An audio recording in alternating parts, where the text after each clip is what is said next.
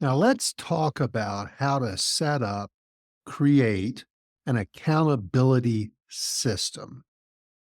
First, let's talk a little bit about accountability because that's the cornerstone of any and every successful sales team. And for sales managers who are transitioning from individual contributor roles or sales managers who are here to just continue to learn to be better leaders of their sales team, learning how to instill accountability without micromanagement, without command and control, without being overbearing, that's essential to unlocking both the personal and team success. But there's a catch, and that catch is good old human nature because that plays a huge role in how we, you, others respond to accountability. Accountability is a really popular word in businesses, government, other places. Hold people accountable. Let's look at it like this. There's two kind of people in the world. People who they naturally thrive when clear expectations are set and can easily step up to the plate. In fact, that may be how you're described and likely why you are now a sales manager. But managing and leading are two different things, as you well know. And during this tactic, we're going to discuss the effective results driven leadership approach. Back to you. Individuals like you who flourish in environments where accountability is in place are you're just much easier to lead. You are. This openness to accountability is often due to you being nurtured through thoughtful, empowering leadership approaches. This could have come from great parenting or a great teacher or a great boss, someone in your past who's nurtured this in you, or you may be naturally wired that way on the DISC assessment. You may be just a high D. And for individuals like you who thrive in highly accountable cultures, it's prevalent that they don't just embrace responsibility, but they see that as a gateway to achieving more. I can be bigger, I can be better, I can get a lot more done. But on the other hand, as you well know, some individuals shy away from accountability. They fear it. It they fear that it's going to expose their vulnerabilities or add unnecessary pressure. It's seen as sometimes conflict. On the other hand, some individuals shy away from accountability, fearing it will expose their vulnerabilities or maybe add unnecessary pressure, or they may be someone who's has a high level of avoidance of conflict. And often accountability and used in the improper approach comes across as too aggressive and conflict based. And very often to protect themselves, these people tend to resist responsibility. They externalize what's going on. But it doesn't mean that they can't be led to a place where accountability becomes something they to embrace. And the key is how you lead them. And I say this often to folks. I'm going to say it to you right now. Not 100% of what I share with you works with 100% of the people, but it's going to work better than very often what you're doing right now. The key is how you're leading your team. And if you have underperformers, people who are resisting accountability, they keep pushing back or avoiding accountability or making a lot of excuses, you have something to do with that, if not a great deal to do with it. The sooner you embrace your accountability around holding them accountable, the sooner you're going to start turning the corner. But like you, many sales managers who are promoted from the ranks of individual sales contributors, no matter how long ago, I often talk about the person transitioning from sales to sales manager. I don't care how long ago you were promoted into sales. You often face a very surprising challenge. You assume, or they assume, that their personal acceptance of accountability, the way they embrace accountability, is how everyone naturally embraces it. And this mindset is often the core of a lot of frustration. This mindset can quickly lead to a sales manager or sales manager's frustration when their team members just don't respond in the same way they do. The common question becomes, why don't they see it like I do? It's the way I always did it. Nobody ever had to tell me to do these things.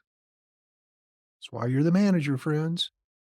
And it's this disconnect is where many managers unknowingly, if you knew better, you wouldn't fall into this trap of using command and control tactics. That's very natural.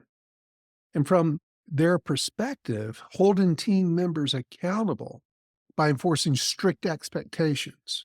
That just seems like the most logical approach. I'm, I can't be nice. They're not going to respond to nice. I got to get after it. Let's talk about that some more. That may have worked very well for you or them when back in the day when they were in the trenches doing the job. However, this instinctual approach often stems from a lack of experience with a more developed leadership strategy. That's why you're here. And when a manager's only framework for accountability is based on their own high standards, their own self-driven responsibility, and they've got that default mindset that everybody just should do it the way I do it, they default to enforcing these same expectations on their team through a rigid set of controls.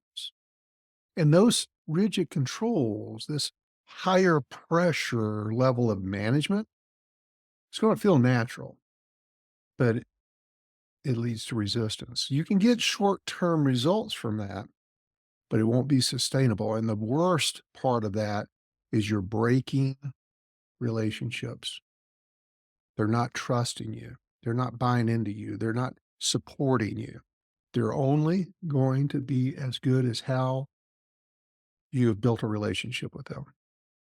And although you think this all comes naturally and everybody's got it, they don't. They absolutely don't. Probably 68% of the people in the world do not embrace accountability the same way you do. That's why you're a boss now. But if you force it too hard, micromanage, tough conversations all the time, only finding ways to point out what they're doing wrong, this leads to a deep level of disengagement and underperformance. And let me tell you, their underperformance is your company's underperformance. And to add insult to injury, the lower the performance, more we step up what comes naturally to us. But we don't get a better outcome. You've been there, you know that. With managing through command and control is your fallback, your approach. To some degree, more than others. Listen on if you suspect that. If command and control works so well, it was just that simple, you wouldn't be listening to this today. You wouldn't be following this course. So the truth is, and I think you likely instinctually know this, there are far more effective ways to build accountability within your sales team. Ways that don't rely on you being overly demanding or controlling. And throughout my podcast, throughout this course, we're continuing to explore more methods, nuances, best practices, vital behaviors. They're going to help you reframe how you hold your team accountable and get better results, build more confidence in yourself. And the strategies we're going to talk about today, I found they're likely very different from not only your instinctual talents, but what you're using today, what tools you're using today, what system you're using today. And what I'm going to share with you on a system today is going to get you better results. So just to keep beating this dead horse, command and control tactics or overbearing leadership style, it will backfire quickly. And maybe you don't realize where that's coming from. Being too demanding leads to disengagement, reduced motivation, and will ultimately drop your performance. And get your arms around this. Stick with me. Pick up some vital behaviors from this. We need to foster accountability, but in the right way. In no way am I trying to tell you you don't need to hold your team accountable. It's the approach to accountability we're talking about. And this accountability approach provides support, clear goals, a shared sense of ownership rather than dictating. Building a successful and positive sales team isn't just about hitting those big sales numbers. It's about encouraging the right behaviors. That's scalable. That brings you long-term success, career-long success, and a lot of respect and trust and appreciation from those who are working with you. But you must understand what behaviors you're looking for that are going to create the outcomes you're looking for, as we talked previously. But you need your own behaviors around rewarding. You need your own behaviors to keep your team motivated and energized. It's all about fostering an attitude of responsibility and accountability in the proper methodology. Accountability systems.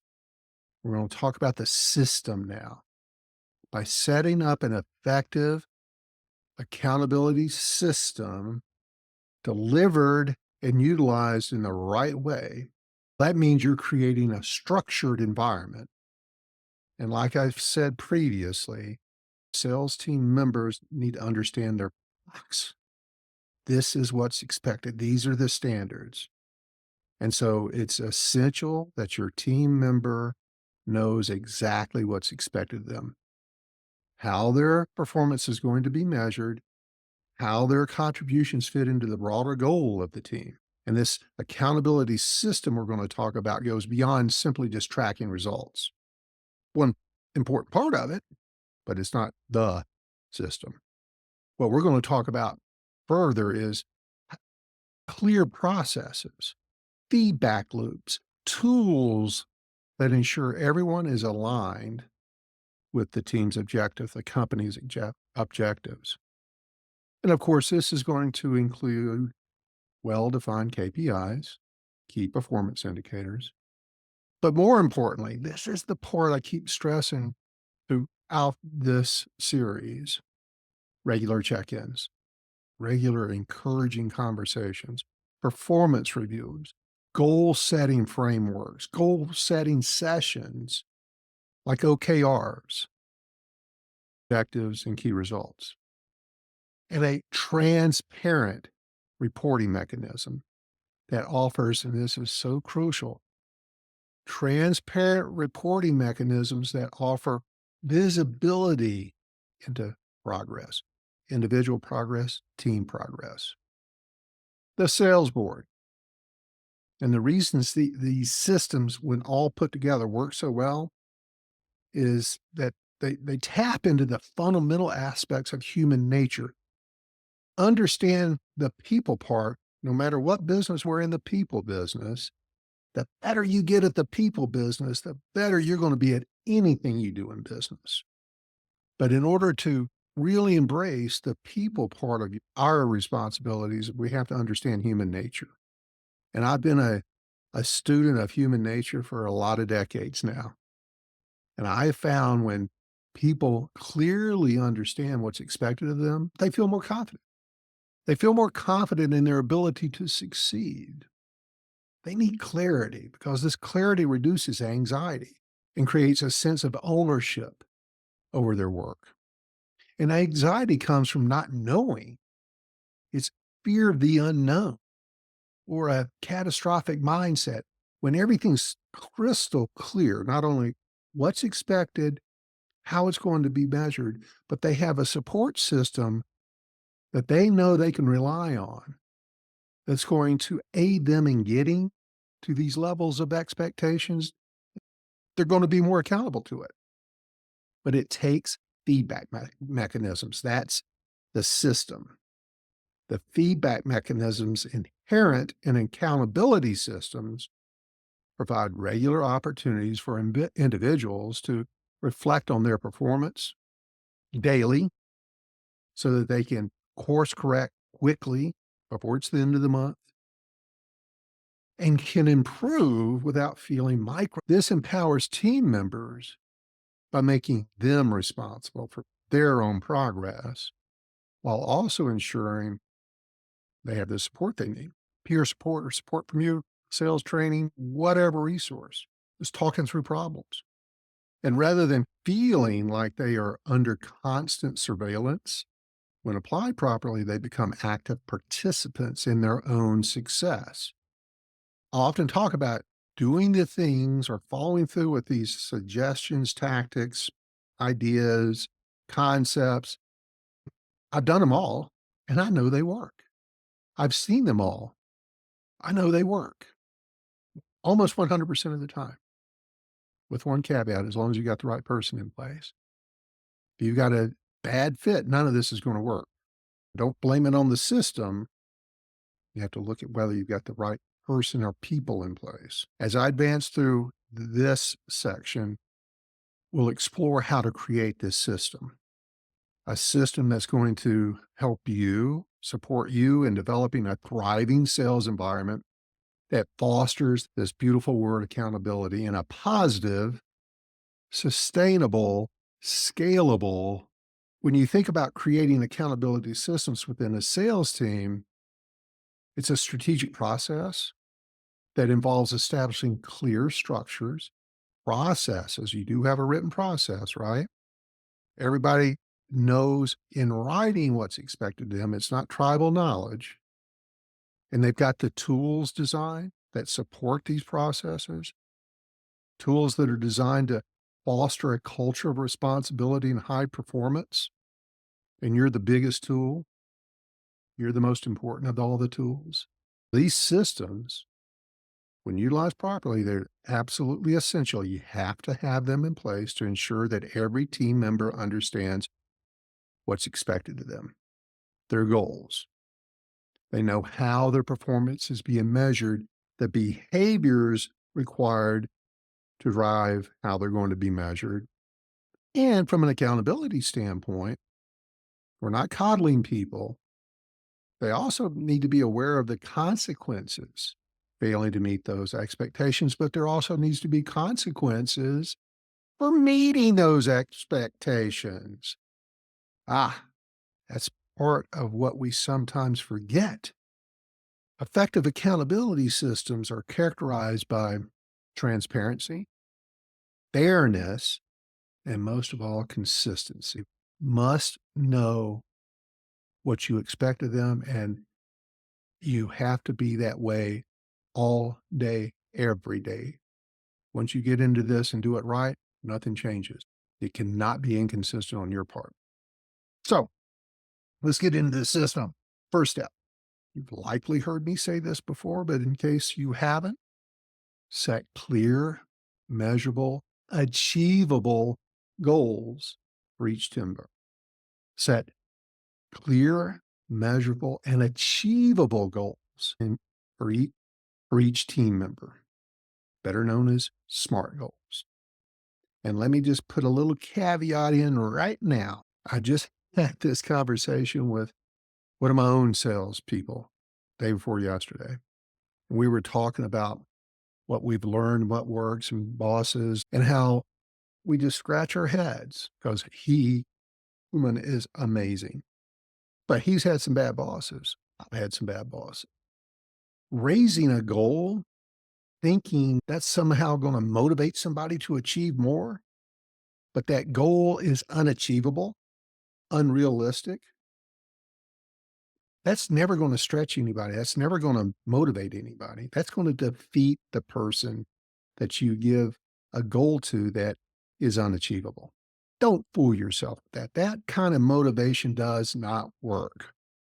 But your SMART goal should be aligned with the organization's broader objectives.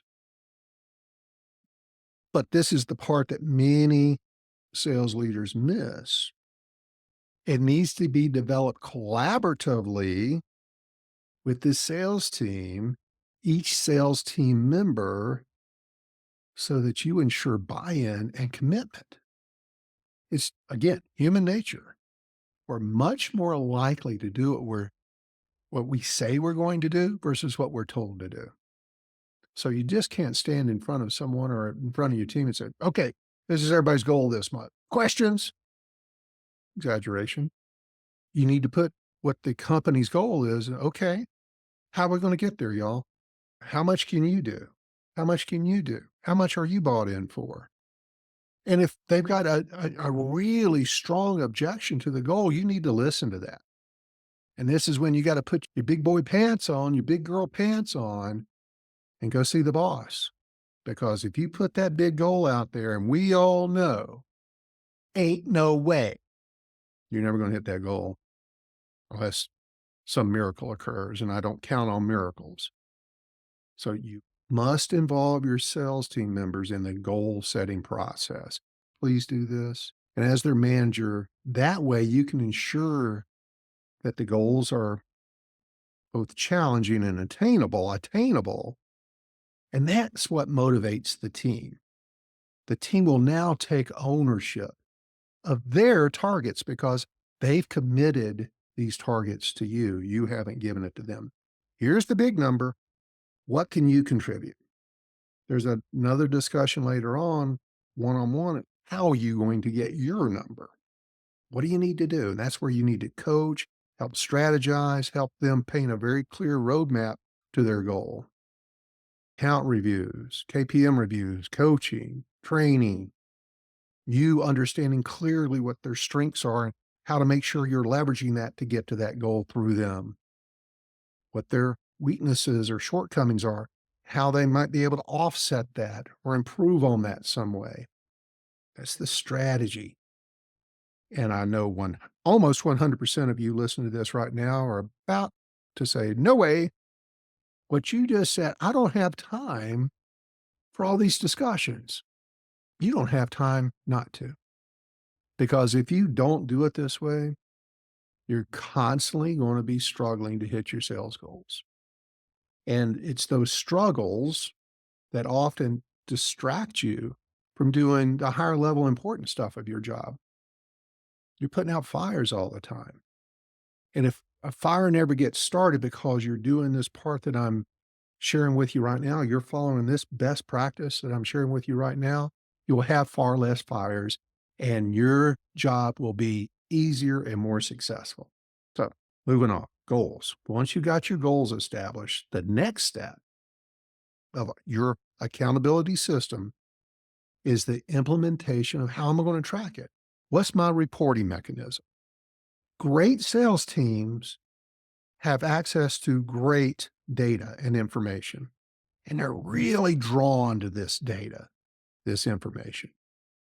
And you've got to figure out what you're going to hold them accountable to in the way of numbers. So the numbers that are created by their behaviors, their actions. And when you have the proper data, these tools enable both you as the sales manager and the team members to monitor progress in real time. And that provides opportunities for timely timely adjustments and interventions if someone's off track. And it happens. Every salesperson goes through a slump at some point.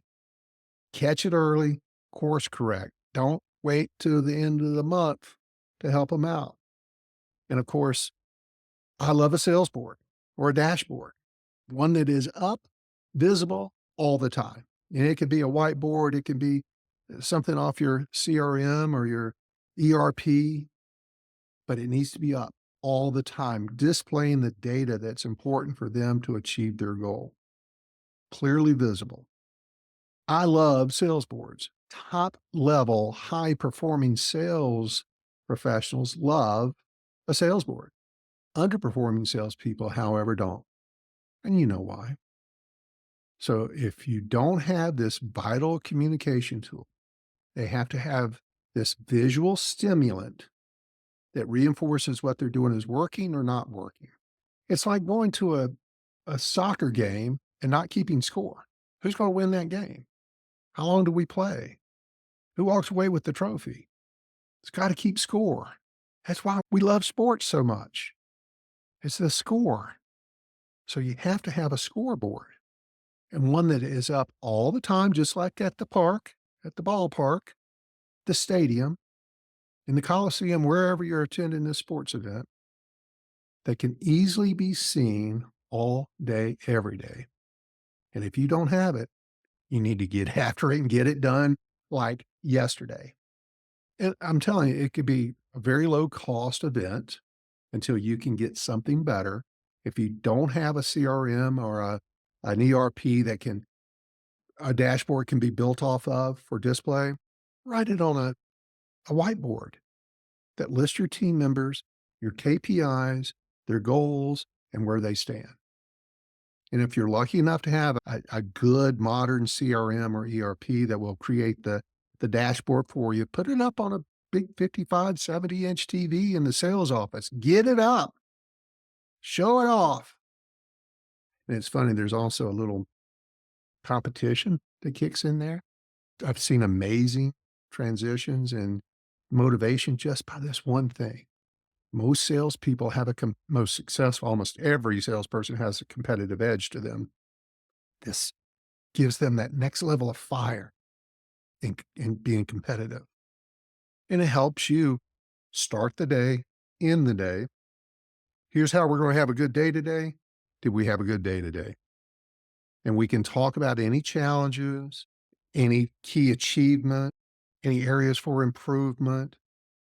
Start your day setting up these expectations, have them displayed so that at the end of the day, they know whether they had a good day or not. So communication, clear visual communication plays a pivotal role in effective accountability systems. So we've got SMART goals and we've got a scoreboard that has open and ongoing communication that ensures that expectations are clear, achievements are being recognized, and if any issues pop up, they can be dealt with promptly. And so let's talk about how we deal with things promptly. It could be a group setting, could be a group discussion. It could be a formal review meeting. It could be an informal check-in, but you need to have you need to foster a culture of transparency and continuous feedback. They must know what's expected and where they stand to that expectation. That is the pure form of accountability. But very often, our nature, human nature of ourselves, is we're looking for what's wrong on that board, not what's right on that board. Remember in a previous discussion, we talked about you need to have somewhere around 5 to 1, 8 to 1 positive to developmental conversations with your team members. Recognition and rewards are vital components of accountability systems. And sometimes accountability is associated with something that's punitive. Can be, but don't embrace it that way. Don't allow your team to view it that way. It needs to be, and this is determined by you and your behaviors, is you need to be celebrating successes off your accountability board. Big, small, anytime you can reinforce their successes. This builds the value of accountability. It motivates the team. And when you're doing that, you're going to be continually striving for excellence. Now, I've got my goals.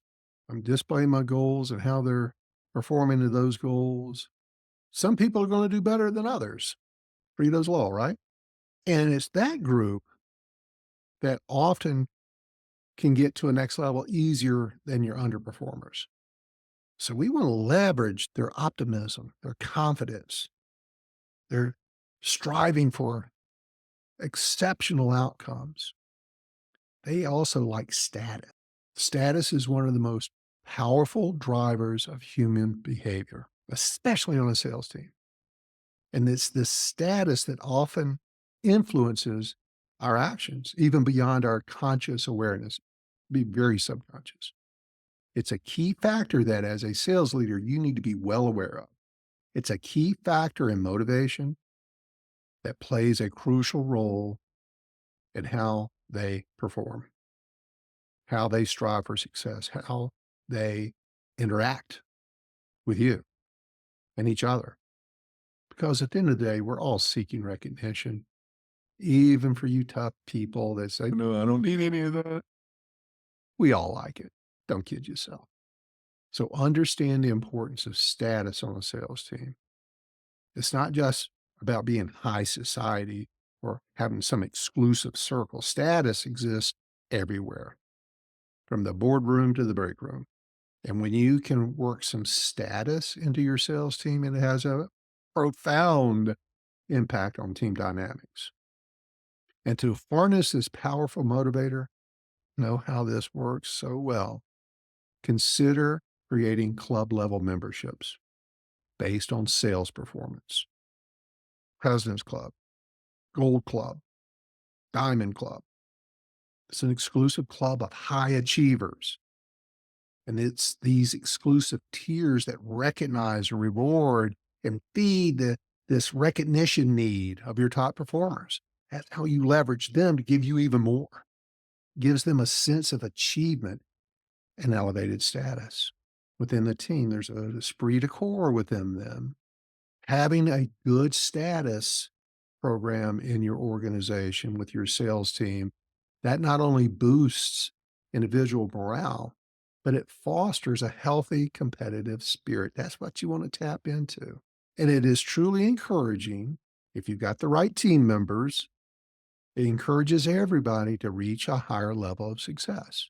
And you can have statuses within the status, different levels they can achieve to.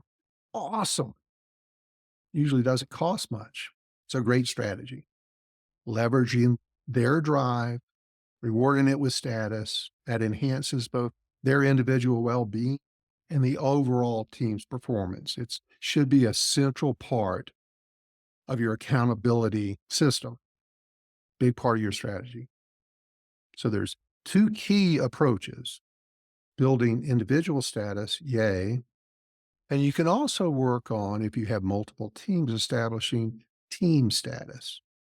So I'll talk a little bit more about individual status. This involves recognizing individual team members, their unique contributions, and weaving their past achievements into a compelling, rewarding narrative or display somehow.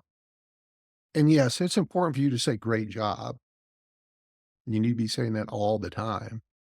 But with this status on an individual basis, you elevate their role with metaphors that resonate. For example, instead of simply acknowledging a team member's versatility, you might say, you're this team's Swiss Army knife, which highlights maybe their ability and all the things they do to help each other out. And how important that is. That shifts from mere recognition to status. That makes your team member hey, you're my Swiss Army knife. I'm so glad you're with me. We could not achieve what we achieved without you. Now they feel indispensable. That boosts their self-image, and man, is that motivating.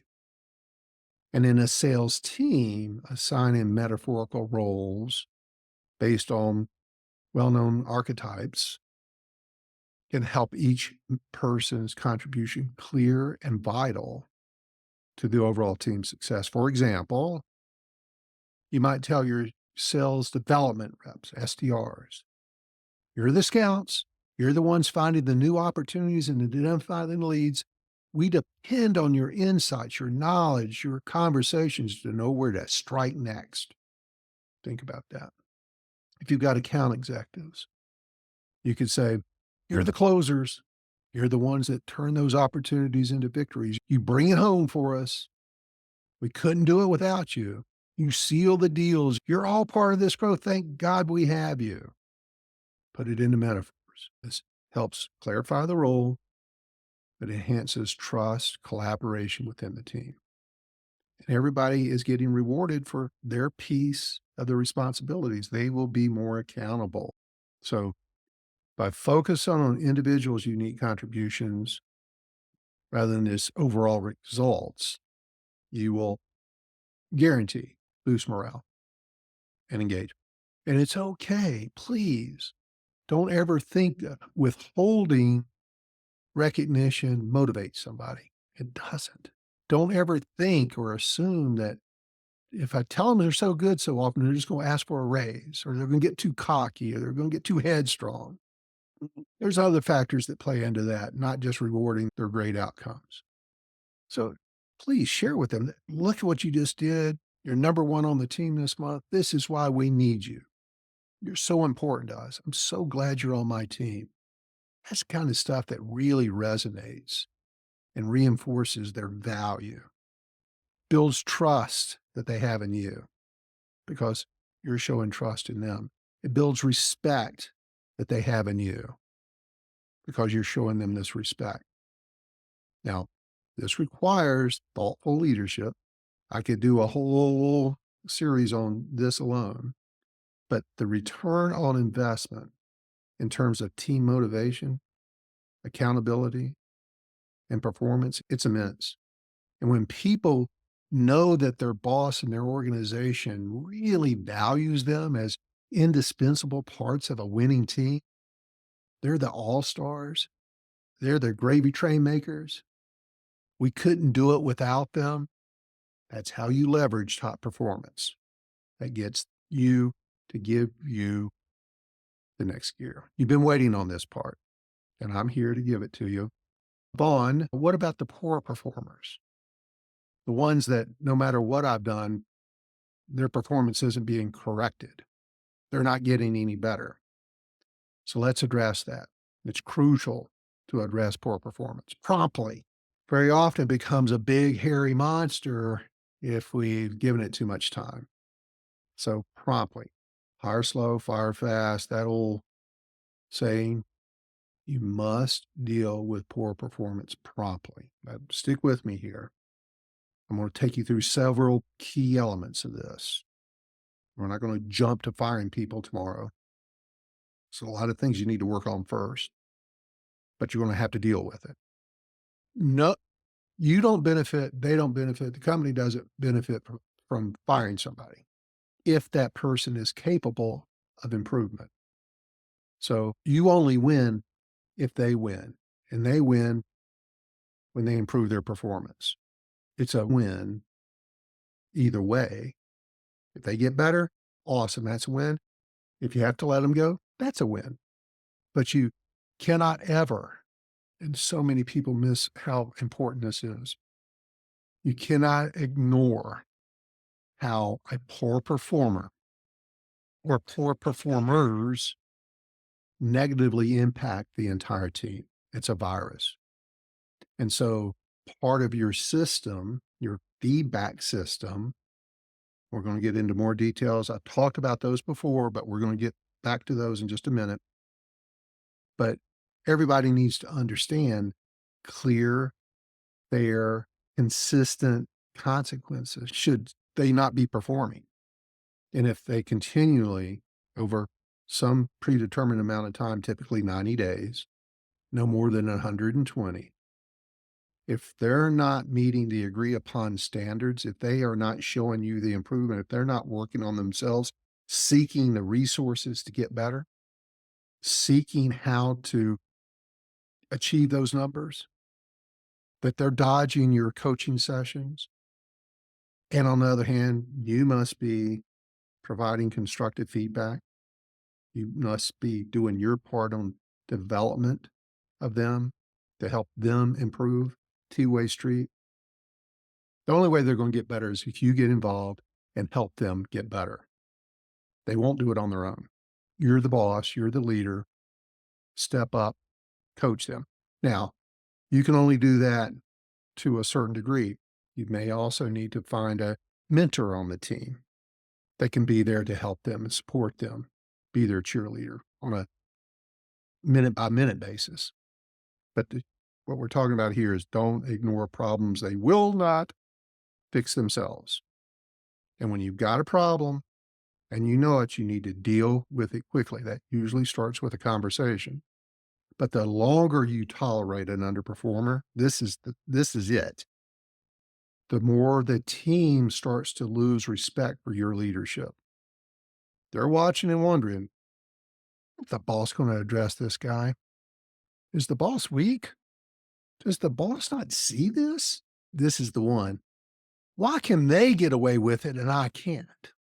That's the virus. All of a sudden, and I don't know why humans do this, but they do. If somebody else is getting away with something, we tend to lower the standards that we have established for our own selves. And we might start slipping towards an inappropriate standard. You see this all the time. Everybody needs to understand that you're going to deal with it swiftly. You're going to deal with it in a way to help them improve, because always the first thing you've got to consider before you let someone go is, have I done everything I could do to support this salesperson's improvement? And if you have, and they've chosen not to take and leverage some of the resources you've given them, they made a choice. So now you have no choice. If you have given them all the means, the time, the encouragement, the coaching, the training, and they choose not to get better, they've not improved. They may be a fine person. We may like them.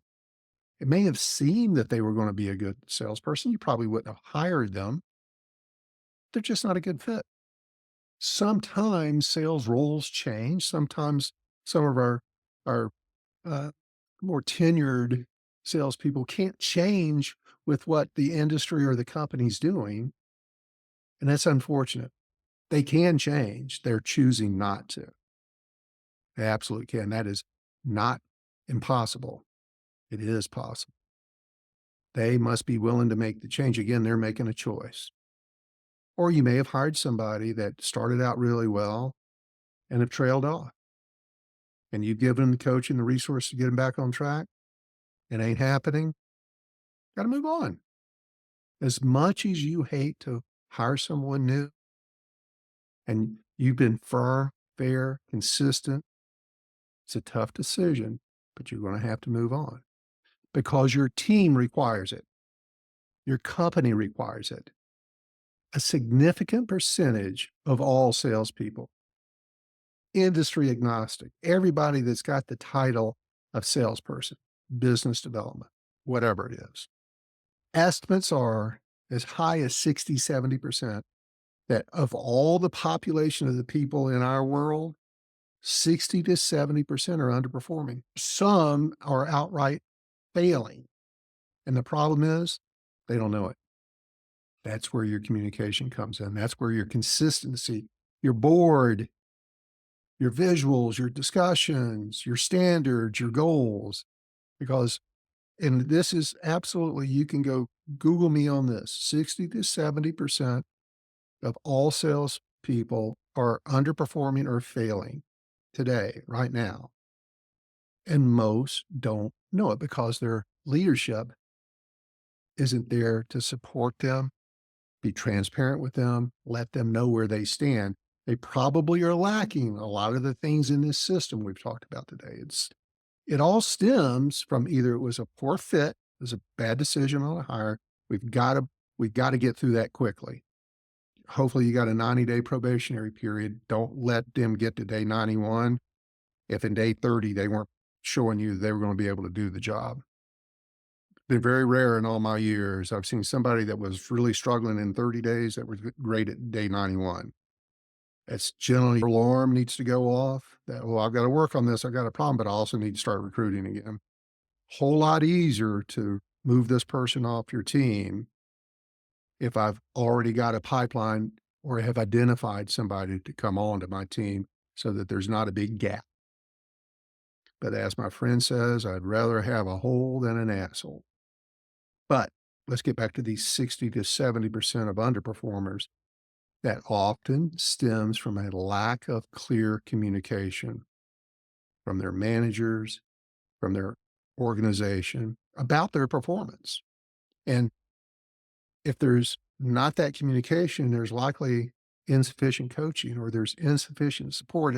It all takes on the same theme in an organization that has underperformers. There's a key element that we've been talking about throughout this series that is missing.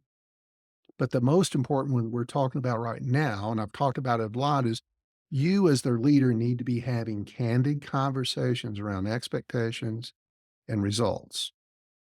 You need to provide them with what they need to be successful. But you're going to need to make sure you're having daily, weekly, monthly performance reviews. Because if you don't, as soon as you allow it to go on for several days, that now becomes the standard. It becomes normalized. Without you saying something, you were approving it. Human nature. You just said it's okay to not do what's expected.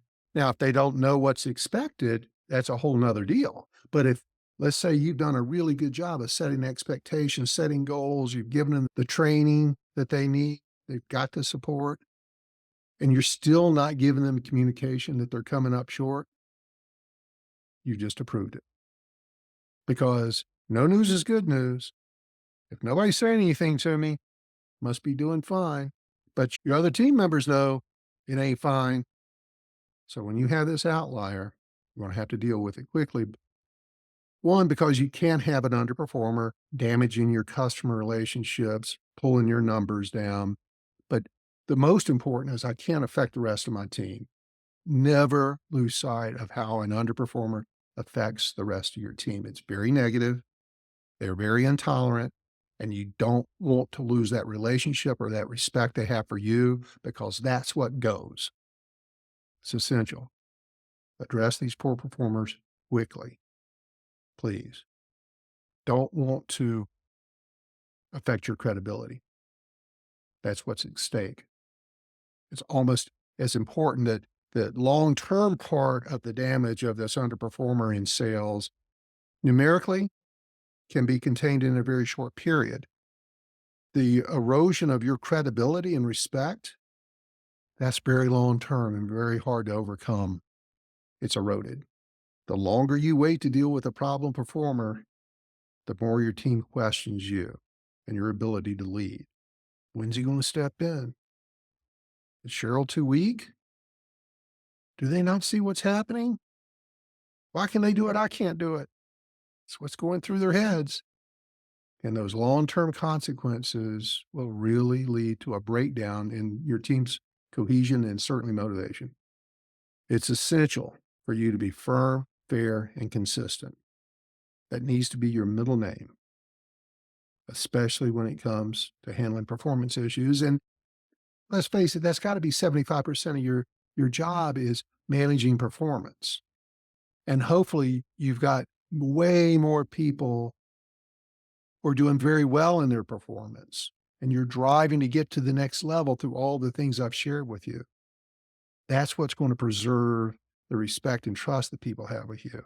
And when somebody's coming up short, you take care of it. They know that you mean business.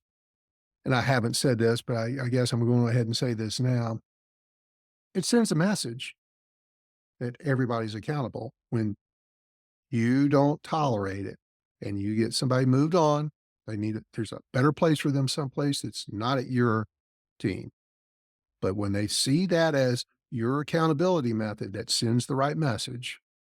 Don't perform, you're not going to work here. Elite teams do not accept low performers. You must create that business environment. Very often, it's because we are conflict avoidant. Don't look at it as conflict. Look at it as a way to help them get better. Give them the feedback. And then also, let me just go ahead and say this, a little off topic, but you also need to be available if someone else is concerned. It may be this person that's underperforming. If you got anybody else in your team that's concerned with this person's performance, you need to be the kind of leader they can come to and say, hey, Cheryl, you recognize what's happening here, right? Is there something I can do to help you? They often will say that. Your top performers will do that. Let them complain. Let them complain about anything. You need to be the complaint department. You need to hear their opinions. You need to be the person they're very comfortable in coming and complaining and bringing issues to. They're not attacking you. You got to take your self-esteem and get rid of that as being attacked. They're not attacking you. And no matter how trivial it may seem to you, they wouldn't be coming to you with a complaint if it wasn't important to them. So listen to them. Don't take it personally. Don't be defensive. Certainly do not be dismissive. Hear them out. If it's something that needs to be fixed, fix it. Do it quickly. Do what you say you're going to do. Or if it just needs to be something that is explained, often it's something can be explained, but you need to understand what your issue is so that you can properly explain it. Underline, you need to be the person they complain to. You're the complaint department. You can't fix what you don't know about, because if they're not complaining to you, their sales manager, who are they going to complain to? You know it. Get them to come to you. Back on track. Summary. Summary of the accountability system within your sales team. Clear goals, a robust tracking system, a robust feedback, frequent, consistent feedback system, maintaining open communications, making sure you're recognizing their achievements. And that's it. That's your system. You put those together and you do it well, it's going to drive performance for you in a way that you never imagined. And that is the system that fosters a culture of responsibility, engagement, continuous improvement, accountability. So I would be remiss if I didn't say this. Accountability works both ways, positive and developmental. Don't make that mistake in your opinion. Recognition plays a crucial role in reinforcing responsibilities, accountability, but don't leave out the celebrations. Celebrations of their efforts and their outcomes and their achievements. 5, 8 to 1. Make sure you're cheerleading sincerely for your team. You don't have to be raw. We've talked about that before. You're going to do it in your style. Find your style. Let it loose. That's what's motivational. That's what drives accountability. People are much more likely to do what they get rewarded for. I've talked about various recognition programs throughout this series, but personalized acknowledgement, team acknowledgement, sometimes people like public recognition. Sometimes it's much more valuable to get it in private from you. Recognition does not have to be monetary. It does not. It could be words. It could be a certificate. It could be a letter. It could be a postcard. We've talked about that before. But some people don't want to be rewarded in public. I have no idea why. But if they don't, respect that. Most sales team members, they like everybody to hear how well they're doing. So give them that. But you can build in tangible performance-based rewards. And you can run contests or spiffs to help people have fun with it. If you got a milestone around a new product launch, you got a milestone around a new account or a number of new accounts, run some contests. Put some tangible rewards in there. Now, let me just tell you, it can be bonuses. They could be gift cards. It could be monetary in some way. Studies have shown those are the least effective long-term motivators. It motivates them for a month. It's not going to motivate them long-term. Keep that in mind. They're going to go spend that money at the grocery store or the restaurant or the bar, and poof, it's gone. What is more valuable, especially in today's world, is extra vacation days. Come on.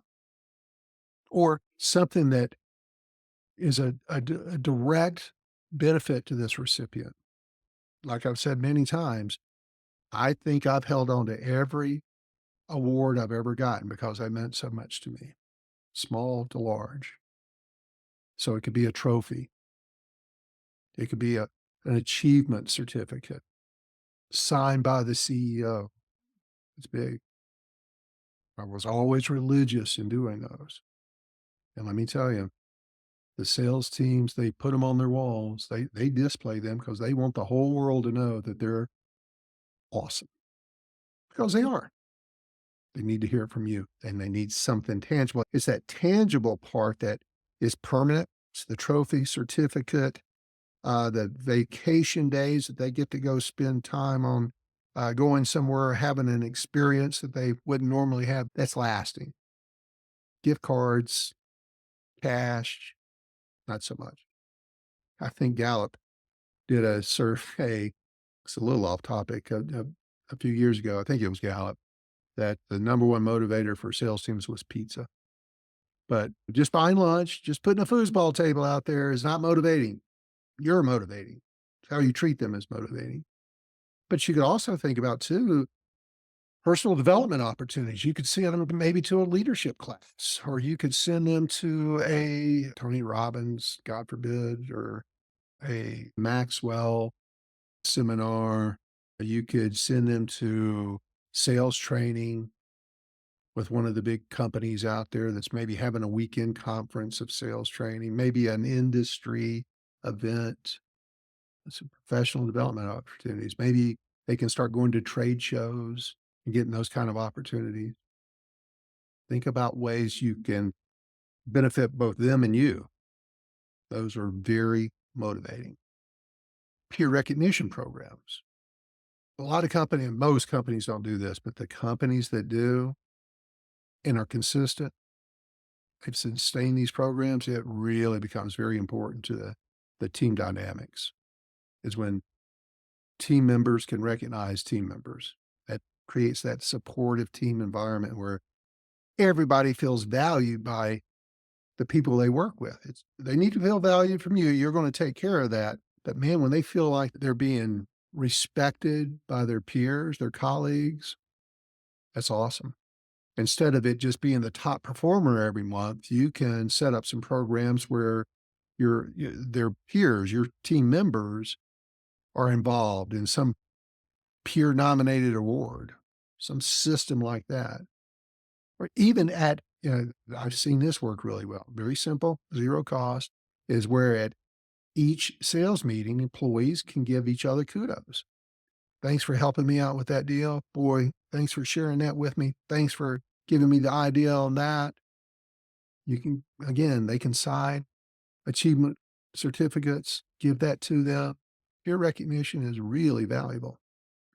You can also think about having celebratory event contests that can lead to these events. It could be K1 racing. It could be going to a ball game together. It could be going to a big, nice dinner together. But make sure that it's something that is big enough. The team dinner, the outing, go hiking together. It's just something that's formal. You sometimes run into in certain team dynamics, and I hope you don't have this team dynamic where there's certain members that don't want to go to team events. That can be sticky sometimes. So be prepared for that. Most important thing is continuous feedback mechanisms, something that they know each month and they're anticipating each month that there's some recognition that's coming and what it takes to be recognized for that. Also, they need the regular feedback from you, regular check-ins, performance discussions, coaching sessions. Also, never have an entirely negative coaching discussion. It needs to be positive and encouraging. That's what motivates people, is what reinforces accountability. And you need to be a coach. And in coaching, it does not involve you telling them what they need to work on and what they need to do to improve it. You've got to be a coach. You've got to help them recognize it. They've got to look at the game film and understand what's going wrong. And they need to tell you what they need to do to get better. Don't fall into that trap. Whatever your recognition, the verbal, the team, the certificates, the trophy, whatever you choose to do, once you do it, you're married to that for life. You can't stop it. When you stop it, you're lowering your accountability. You're accountable for the recognition program. And it doesn't have to be one. It could be a mix of all of these, but you can't overdo it. Okay. Any kind of incentive program, Don't overcomplicate those. I love spiffs, monthly contests.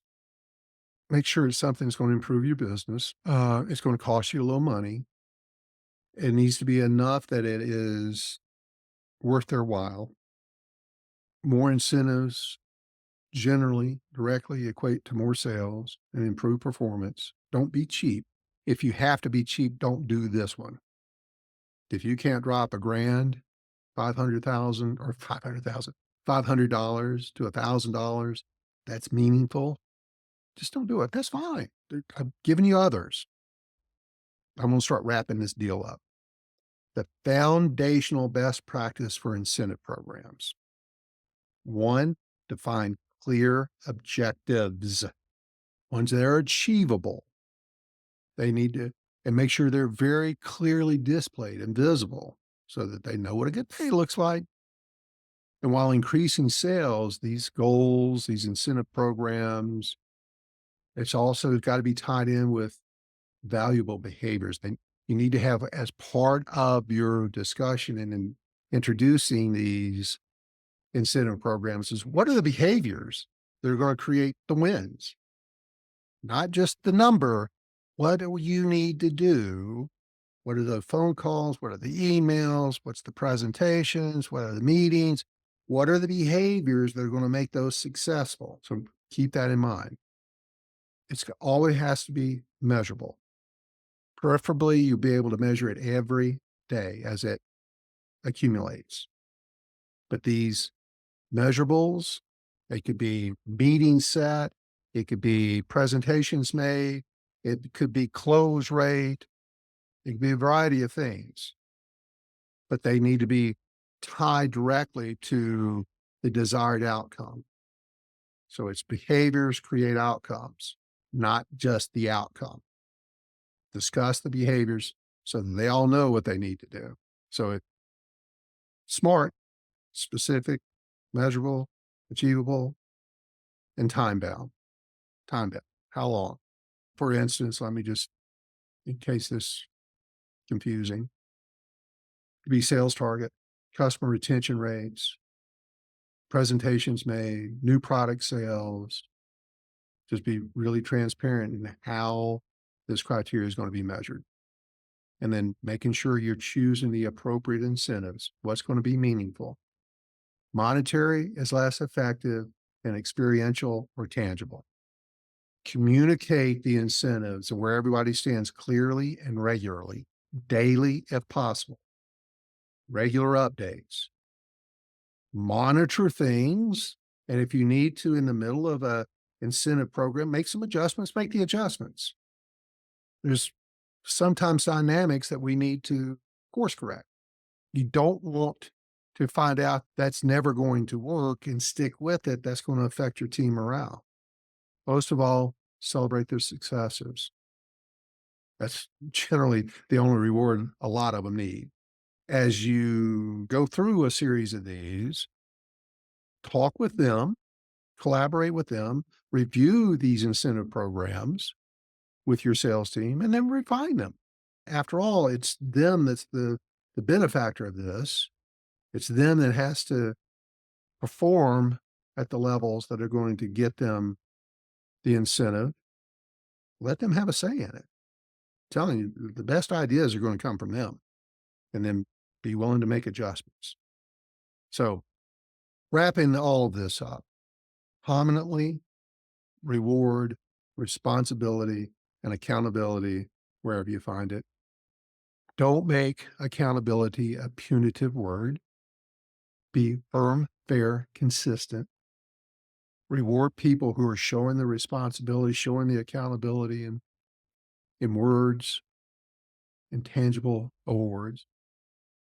You'll create a mindset of responsibility and accountability that inspires people that way. It's also sustainable.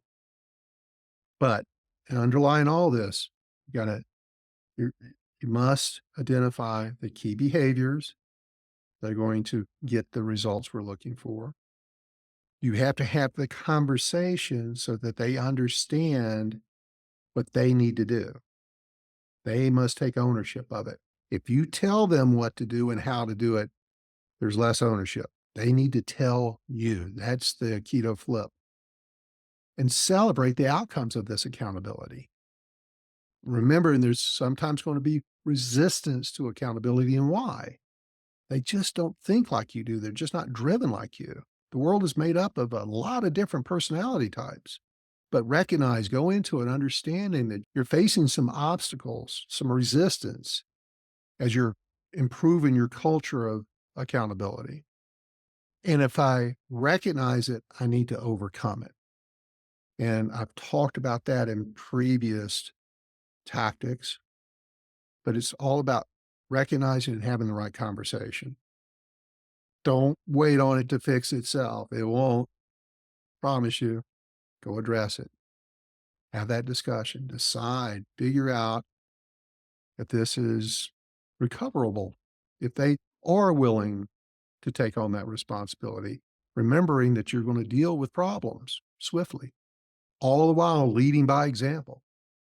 You set the tone. Create this accountability system that's very visual with recognition and incentive programs. All that put together, you're going to have the culture of accountability, positive accountability that you're looking for, and your sales are going to go through the roof. Now get out there and get after it, y'all.